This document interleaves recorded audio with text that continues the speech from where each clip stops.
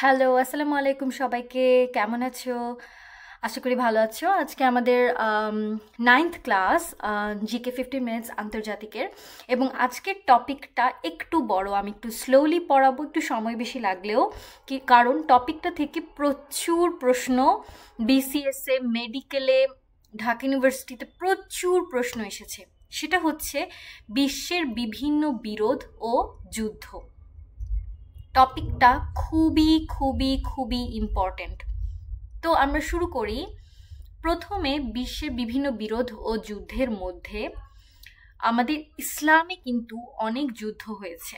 এর মধ্যে আমরা বদর যুদ্ধ, উহুদ যুদ্ধ, খন্দকের যুদ্ধ, খায়বারের যুদ্ধ, মক্কা বিজয়, অনেকগুলো ইম্পর্টেন্ট যুদ্ধ আছে। বদর যুদ্ধ সেটা হচ্ছে বদর যুদ্ধ। বদরটা এইখানে অবস্থিত, এইখানে বদরের যুদ্ধ হয়েছিল। এটা মক্কা, মদিনা। বদর যুদ্ধ, তারপর এই যে খায়বারের যুদ্ধ, তারপর ঠিক এইদিকে উহুদের যুদ্ধ, উহুদ পাহাড়ে উহুদের যুদ্ধ হয়েছে। এরকম যুদ্ধ হয়েছে। দ্বিতীয় হিজরিতে বদরের যুদ্ধ, তৃতীয়তে উহুদ, পঞ্চম হিজরি খন্দকের যুদ্ধ, আর খায়বারের যুদ্ধ অষ্টম হিজরি, এবং দশম হিজরিতে মক্কা বিজয় হয়। এরপরে আসি ধর্মযুদ্ধ আরেকটা, যেটা অনেক বছরের, প্রায় 200 বছরের একটা যুদ্ধ। সেটা হচ্ছে ক্রুসেড। ক্রুসেড হচ্ছে বেসিক্যালি জেরুজালেম। তো আমাদের তিনটা ধর্মের জন্য ইম্পর্টেন্ট। একটা হচ্ছে মুসলিম ধর্ম, খ্রিস্টান ধর্ম এবং ইহুদি। তিনটা ধর্মাবলম্বী মানুষেরই পবিত্র স্থান জেরুজালেম। তো খ্রিস্টানরা মুসলমানদের মানে এই জেরুজালেমটা, বেসিক্যালি এই জেরুজালেমে অধিকার প্রতিষ্ঠার জন্য খ্রিস্টান সম্প্রদায় থেকে এই যুদ্ধটা হয়। এটাকেই ক্রুসেড বলা হয়। দুটা দল ছিল, খ্রিস্টান আর মুসলিম। মুসলিমদের পক্ষ থেকে নেতৃত্ব দেন কে? গাজী সালাউদ্দিন আইয়ুবী। গাজী সালাউদ্দিন আইয়ুবী। আলটিমেটলি তো যুদ্ধটা হচ্ছে এখন পর্যন্ত এটার কোনো সমাপ্তি নাই, বা এটা এখন যুদ্ধ হিসেবে দেখা হয় না। এটা তিনোটা ধর্মের জন্যই পবিত্র স্থান। তারপর হচ্ছে শতবর্ষব্যাপী যুদ্ধ। এই শতবর্ষব্যাপী যুদ্ধ মানে 100 বছরের একটা যুদ্ধ, 100 ইয়ার্সের যুদ্ধ এটা বুঝায়। তো এটা মেইনলি ফ্রান্স আর ইংল্যান্ডের মধ্যে হয়। ইংল্যান্ডের রাজা দেখো নিজের দেশ নিয়ে খুশি থাক না, সে কি করে, ফ্রান্সের সিংহাসনও দাবি করে। তখন গিয়ে ইংল্যান্ড আর ফ্রান্সের মধ্যে যুদ্ধ হয়। আলটিমেটলি তো ফ্রান্স জিতে, যার কারণে ফ্রান্সের কাছেই ফ্রান্স রয়ে গেছে। শতবর্ষব্যাপী যুদ্ধ। এছাড়া আছে দেখো ট্রাফালগার যুদ্ধ। ট্রাফালগারটা কোথায় অবস্থিত? এই যে দেখো, স্পেনে। ট্রাফালগার অবস্থিত হচ্ছে এই যে স্পেনের এখানে, যে ট্রাফালগার কেপ, ট্রাফালগার দ্বীপটা অবস্থিত। এই উপদ্বীপ ট্রাফালগার স্পেনের। এটা হচ্ছে ব্রিটেন আর স্পেন আর ফ্রান্স ছিল বিপক্ষ শক্তি, কিন্তু আরেক দল ছিল ব্রিটেন। তো আলটিমেটলি ট্রাফালগারটা কিন্তু প্রথমে এটা হচ্ছে গিয়ে ফ্রান্স আর স্পেন নিয়ে নেয়, বাট পরে এই ট্রাফালগারটা আবার ব্রিটেন যুদ্ধে জয়লাভ করার মাধ্যমে হচ্ছে নিয়ে ফেলে। ব্রিটেনের অধীনে ট্রাফালগারটা থাকে। ওয়াটারলুর যুদ্ধ হচ্ছে, ওয়াটারলু এটা বেলজিয়ামে। এই যে ওয়াটারলু, ব্রাসেলস, বেলজিয়ামে অবস্থিত। বেলজিয়ামে ওয়াটারলু, এই ওয়াটারলু যুদ্ধটার দুইটা পক্ষ। একটা হচ্ছে ব্রিটেনের মিত্রশক্তি ছিল, এবং বিপক্ষ ছিল ফ্রান্স, রাশিয়া, স্পেন, সুইডেন। তো ব্রিটেনের পক্ষ থেকে সেনাপতি ছিল ডিউক অফ ওয়েলিংটন, আর ফ্রান্স, স্পেন, রাশিয়ার পক্ষ থেকে ছিল নেপোলিয়ন বোনাপার্ট। এই যে নেপোলিয়ন। কিন্তু আলটিমেটলি ব্রিটেনরাই জয়লাভ করে, এবং পরবর্তীতে নেপোলিয়ন কিন্তু নির্বাসিত হয়। এটা আমরা পড়েছি দ্বীপ পড়ার সময়। প্রথম আফিমের যুদ্ধ, নামেই বোঝা যাচ্ছে কি নিয়ে যুদ্ধ, আফিম। আফিম নিয়ে কেন যুদ্ধ হলো? এটা মেইনলি যুক্তরাজ্য বা ব্রিটেন প্রচুর আফিম পাচার করা শুরু করে চীনে। এরপর চীন আফিমের উপর নিষেধাজ্ঞা জারি করে। যে নিষেধাজ্ঞা জারি করার কারণে যুক্তরাজ্য আর চীনের মধ্যে একটা যুদ্ধ হয়, এবং আলটিমেটলি যুক্তরাজ্য জিতে বলতে এটা একটা চুক্তির মাধ্যমে সমাধান হয়। আলটিমেটলি নিষেধাজ্ঞাটা জারি করার জন্য একটা চুক্তি হয়, নানজিং চুক্তি। এই চুক্তির মাধ্যমে হংকং দ্বীপটা যুক্তরাজ্যের কাছে লিজ দিয়ে দেয়। তো এর মাধ্যমে বোঝা গেল যে চুক্তির তৈরি হলেও চুক্তিটা দেখা যায় কোনো একটা দেশের প্রতি ঝুঁকে বেশি, যে দেশটা জিতে সে দেশের পক্ষে চুক্তিতে লেখা থাকে বেশি। সো এই আফিমের যুদ্ধ চীন এর বিপক্ষে যুক্তরাজ্য জয়লাভ করে। তারপর দেখো এটা গেল হচ্ছে গিয়ে বিভিন্ন যুদ্ধ পড়লাম, এছাড়া আরো যুদ্ধ আছে। ক্রিমিয়ার এর যুদ্ধ, এই যে ক্রিমিয়াটা দেখো ইউক্রেন রাশিয়া দুইটা জায়গা আছে। এখন ক্রিমিয়াটা কার আন্ডারে? আগে ছিল ক্রিমিয়া ইউক্রেনের আন্ডারে। যখন ইউক্রেনের আন্ডারে ছিল তখন ক্রিমিয়াতে অনেক বড় একটা যুদ্ধ হয়, বিজয়ী হয় অটোমান রাজ্য, ফ্রান্স, ব্রিটেন আর রাশিয়া, বুলগেরিয়া। এই যে দেখো বুলগেরিয়া, রাশিয়া, রোমানিয়া, এই পাশ একটা দল, আর হচ্ছে অটোমান রাজ্য, তুরস্ক আর কি, ফ্রান্স, ব্রিটেন এর একটা দল। তো জিতে হচ্ছে অটোম্যানরা, আর অটোম্যানকে সাহায্য করে ফ্রান্স, ব্রিটেন। এখানে একটা ইন্টারেস্টিং ঘটনা হচ্ছে, ব্রিটেনের যে ফ্লোরেন্স নাইটিঙ্গেল একজন নার্স ছিলেন, ব্রিটিশ নার্স, তিনি যুদ্ধে আহতদেরকে দিনের বেলা সেবা করতেন, রাতের বেলা হচ্ছে মোমবাতি বলতে মানে তোমার ওই যে কূপ থাকে না, সেগুলো নিয়ে সে রাতের বেলা যেত আহতদের খোঁজ খবর নিত। এজন্য ফ্লোরেন্স নাইটিঙ্গেলকে এই যুদ্ধের পর থেকেই বলা হয় কিন্তু lady with the lamp. So ক্রিমিয়ার যুদ্ধটা ইম্পর্টেন্ট। এছাড়া আমেরিকাতে নিজে গৃহযুদ্ধ, যেমন আমাদের দেশেই কিছুদিন আগে গৃহযুদ্ধ হইল, ওরকম আমেরিকার গৃহযুদ্ধ হয় আমেরিকাতে, মার্কিন যুক্তরাষ্ট্রে গৃহযুদ্ধটা হয় এটা। বাট এখানে দেখো সরকারই কিন্তু ভালো কাজই করছিল। দাস প্রথার বিরুদ্ধে ছিল আব্রাহাম লিঙ্কন আর রিপাবলিক, আর দাস প্রথার পক্ষে ছিল 11টা প্রদেশ। আলটিমেটলি ওই 11টা প্রদেশ এর একজন এসে দাস প্রথার একজন আব্রাহাম লিঙ্কনকে মেরে ফেলে। এই গেল হচ্ছে আমেরিকার গৃহযুদ্ধের মাধ্যমে যুদ্ধটা বন্ধ হয়। আরব ইসরায়েল যুদ্ধ, দেখো ইসরায়েল আগে তো ছিল না, ইসরায়েল মানে ইহুদিদের একমাত্র রাষ্ট্র তো ইসরায়েল রাষ্ট্রের জন্মই হয় প্রথম আরব ইসরায়েল যুদ্ধে, ইহুদিদের পক্ষ থেকে ইসরায়েল রাষ্ট্রের জন্ম হয়।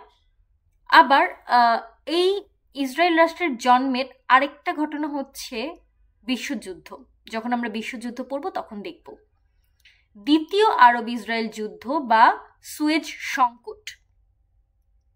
এর মাধ্যমে মিশর আর ইসরায়েল, ফ্রান্স, ব্রিটেন, তো ইসরায়েলের পক্ষে আসলে শক্তিশালী দেশ ছিল, বুঝছো, এজন্য ইসরায়েল জিততো এবং প্রচুর জিতছে। মিশর হচ্ছে তোমার এর মাধ্যমে সুয়েজ খাল জাতীয়করণ করতে বাধ্য হয়। তো এখানেও ইসরায়েল জিতে। তৃতীয় আরব যুদ্ধ যেটা 6 দিনের, এই যুদ্ধেও ইসরায়েল জিতে।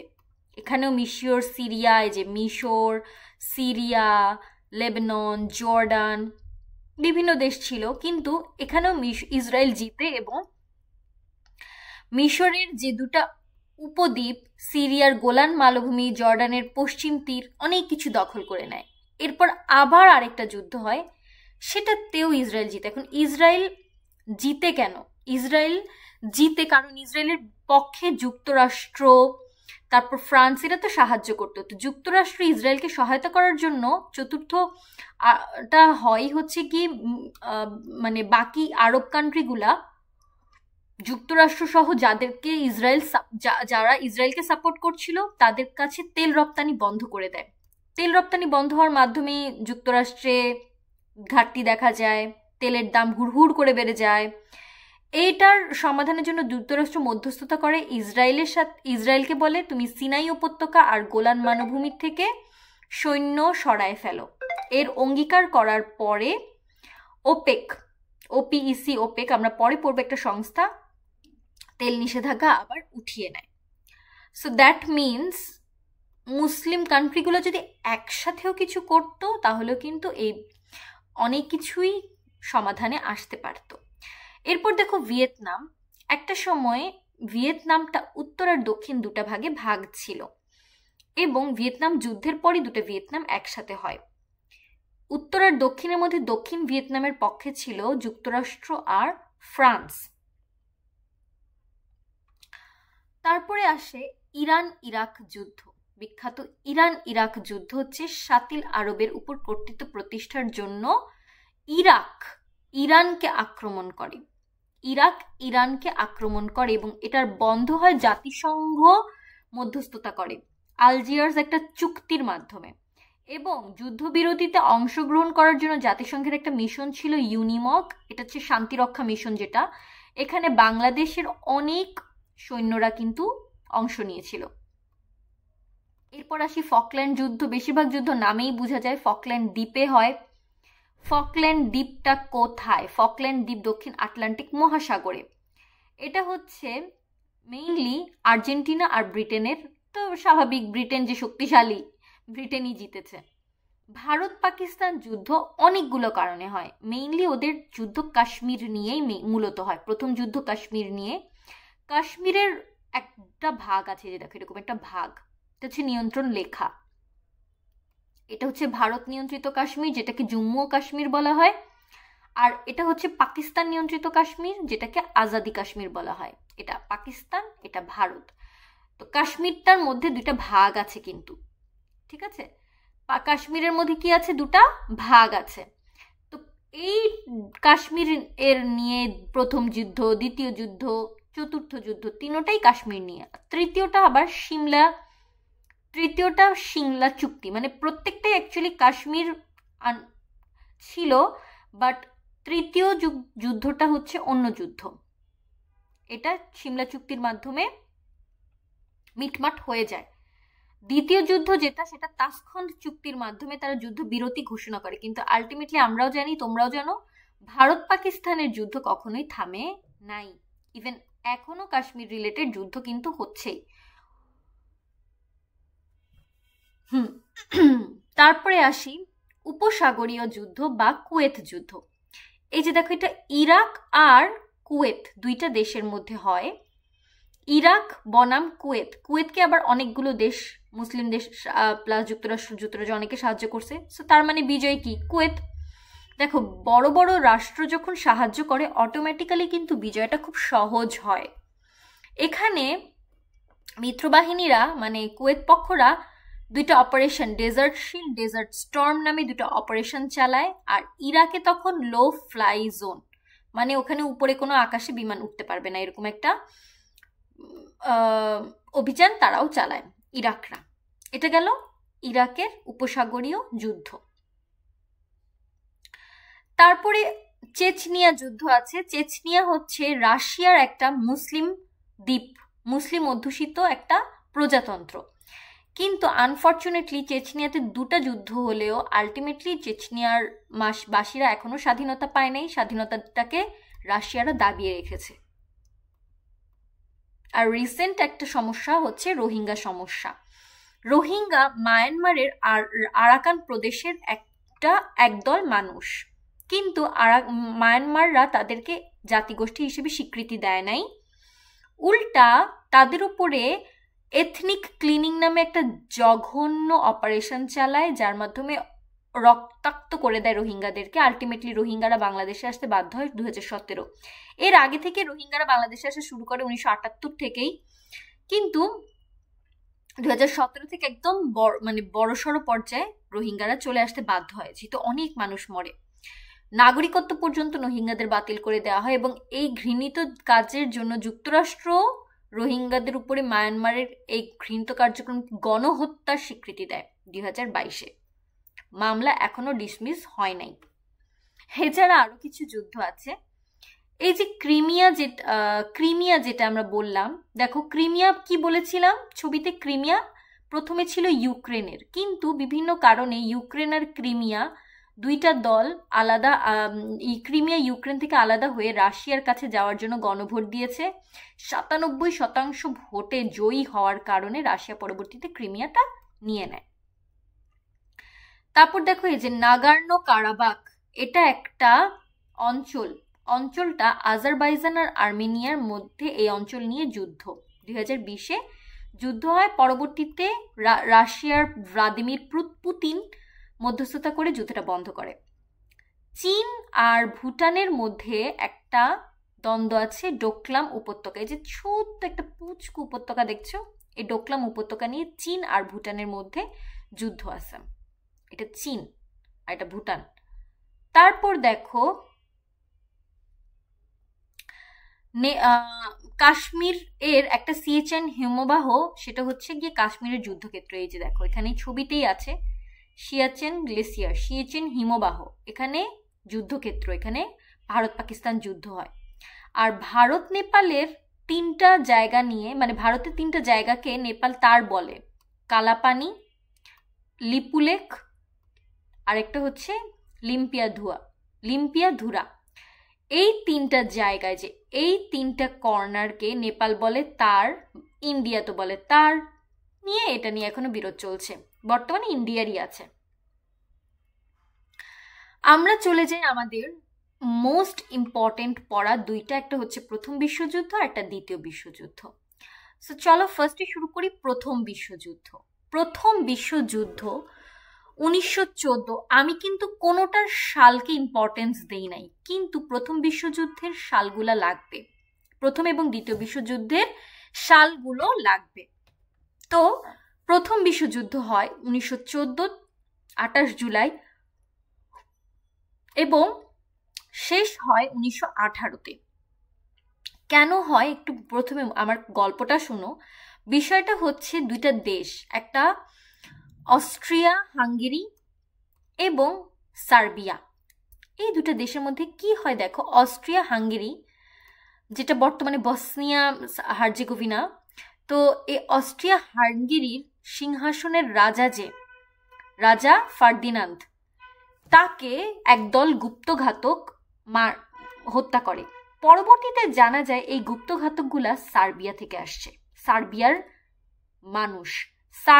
মানুষ অস্ট্রিয়ায়, দেখো সার্বিয়া কোথায়, এই যে সার্বিয়ার মানুষ অস্ট্রিয়া হাঙ্গেরি এদের রাজাকে বা যুবরাজকে মেরে ফেলে, যার কারণ এটা হচ্ছে যুদ্ধের প্রথম কারণ। এরপর নানা কারণ ছিল, আর মেইন কারণ হচ্ছে জার্মানিদের উগ্র জাতীয়তাবাদ নীতি। এটা হচ্ছে প্রধান কারণ। এমনি শুরু হয়েছিল কিন্তু ওই যুবরাজটা, মানে যদি রাজা ফার্দিনান্দ না মরতো হয়তো প্রথম বিশ্বযুদ্ধই হইতো না। এখানে দেখো মিত্র শক্তি বা অ্যালাইড গ্রুপ আছে, আর অক্ষ শক্তি যেটা হারে, মিত্র শক্তিরা জিতে। মিত্র শক্তির পক্ষ কে কে ছিল দেখো, যে সার্বিয়া, এপাশে আছে তোমার রাশিয়া, ফ্রান্স, এই যে দেখো সার্বিয়া, ব্রিটেন, রাশিয়া, ফ্রান্স, যুক্তরাষ্ট্র আসে, তারপর ইতালি, জাপান, বেলজিয়াম, এগুলো হচ্ছে মিত্র শক্তি। আর অক্ষ শক্তি এই পাশের জার্মানি, তারপর হচ্ছে অস্ট্রিয়া হাঙ্গেরি, যাদের রাজাকে মারা হইল, তুরস্ক, এই যে অটোমান সাম্রাজ্যিত তুরস্ক, বুলগেরিয়া, এরা হচ্ছে তোমার কি করে, এরা হচ্ছে বিপক্ষ শক্তি ছিল। তো আলটিমেটলি কি হয়, এই দলটা জিতে যায়, এই দল ইতালিও এই দলের আন্ডারেই, এই দলটা জিতে যায় আর এই দলটা হেরে যায়। আমেরিকা কিন্তু ক্ষতি হয় ভয়াবহ মানুষের।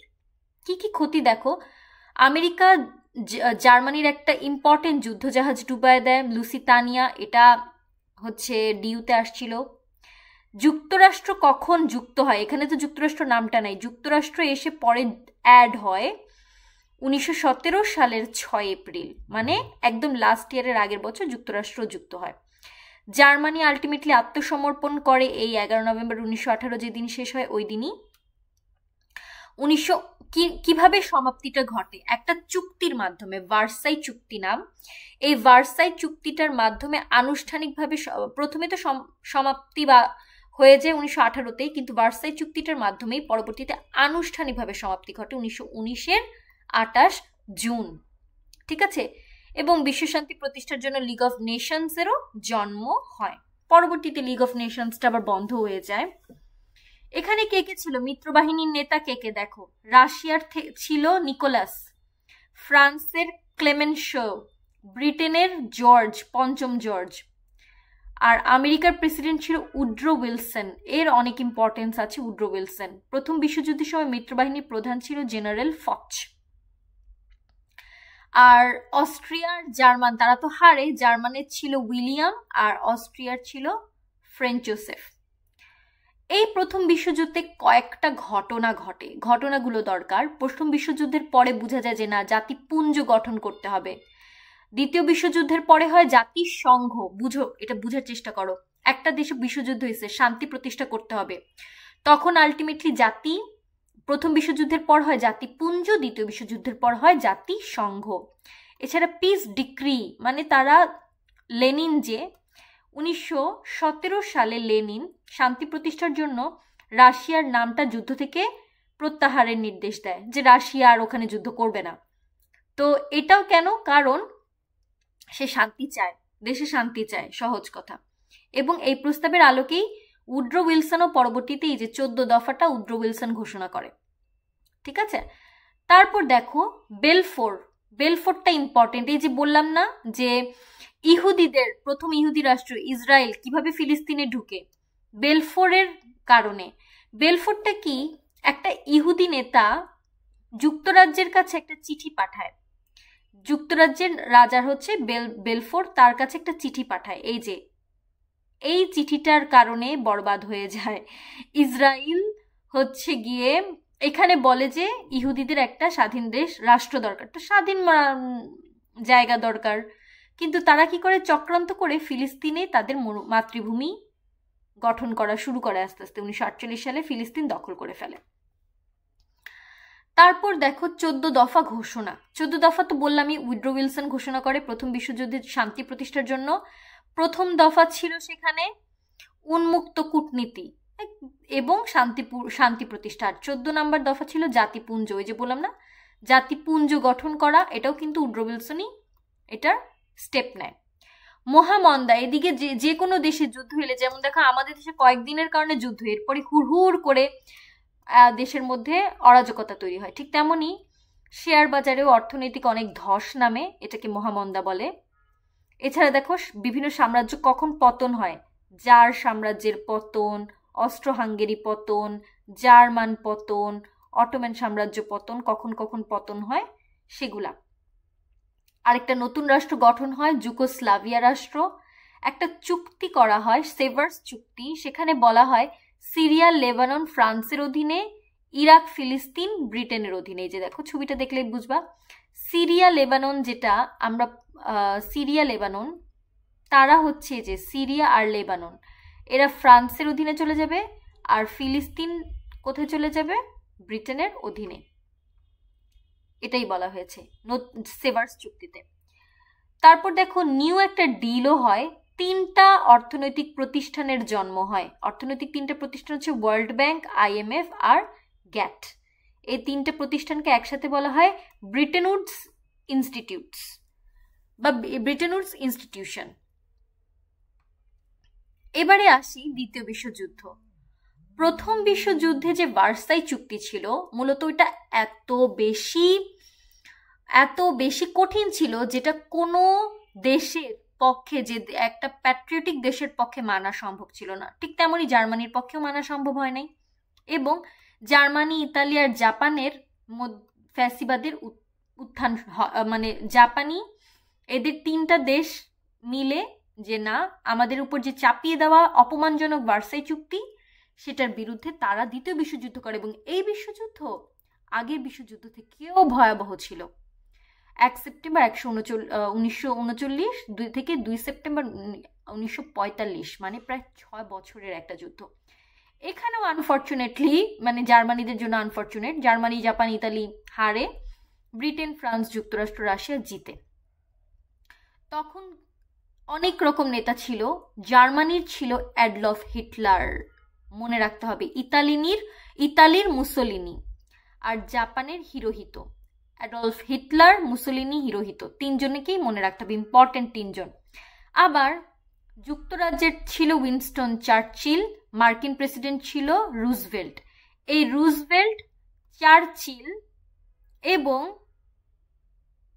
হিটলার, এই রুজভেল্ট, চার্চিল আর হিটলার মিলেই হচ্ছে তৈরি করছে বিগ থ্রি। এই যে সরি, হিটলার না, স্ট্যালিন।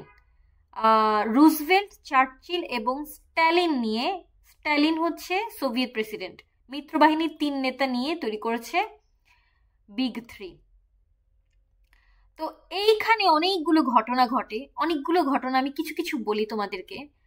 যে জাপান ফার্স্টে, সবার প্রথমে কি হয়, জাপান পার্ল হারবার আক্রমণ করে। সবার ফার্স্টে হয় কোনটা, জাপান পার্ল হারবার আক্রমণ করে। এরপরে আবার যুক্তরাষ্ট্র যুক্ত হয়, পার্ল হারবার 7 ডিসেম্বর আক্রমণ করে, যে ভাই আমার তো কোনো দোষ ছিল না, আমার আক্রমণ করছিস কেন। এই কারণে যুক্তরাষ্ট্র যুক্ত হয়ে যায় দ্বিতীয় বিশ্বযুদ্ধে।